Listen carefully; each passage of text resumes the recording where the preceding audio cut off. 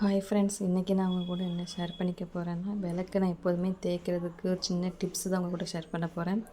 அது என்னென்னா, நான் நார்மலாக விளக்கு எல்லாமே வந்து இந்த பீத்தாம்பரி பவுட்ரு வச்சு தான் விளக்குவேன். இது கூட நான் வேறு எதுவும் புளியோ இல்லை லெமனோ எதுவுமே ஆட் பண்ண மாட்டேன். வெறும் பீத்தாம்பரி பவுட்ரு மட்டும்தான். அதுவே நல்ல ரிசல்ட் கொடுக்கும். ஆனால் டைமும் வந்து நம்ம ரொம்ப அழுத்தி தேய்க்கணும்னு இல்லை. நார்மலாக நம்ம கொஞ்சம் லேசாக தேய்ச்சி கலக்கினாலே போதும், நல்ல நமக்கு வந்து பொலிவு கிடைக்கும். டைமுமே வந்து ஒரு 10 மினிட்ஸ்குள்ளேயே நான் இவ்வளோ விளக்கிடுவேன். பார்ப்போம்.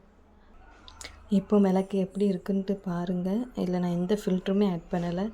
நான் விளக்கு அதை போட்டு வச்சு தேய்ச்சதுக்கப்புறம் எப்படி ரிசல்ட் வருதுங்கிறத உங்கள்கிட்ட காட்டுறேன். வெயிட் பண்ணி பார்ப்போம். ஆனால் டைம் வந்து இதுக்கு ஒரு 10 மினிட்ஸ் இல்லைன்னா 15 மினிட்ஸ்க்குள்ளவே தான் ஆகும். தேய்ச்சதுக்கப்புறம் எப்படி இருக்குதுன்னு காட்டுறேன் உங்களுக்கு.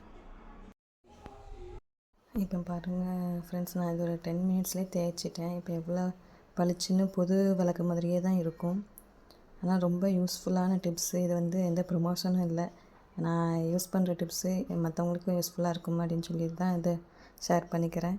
எனக்கு இங்கே கூட லைட்டிங்க்கு அவ்வளோவா கிளியராக தெரியல. பட் ஆனால் நேரில் பார்க்கும்போது புது விளக்காக தான் தெரியும்.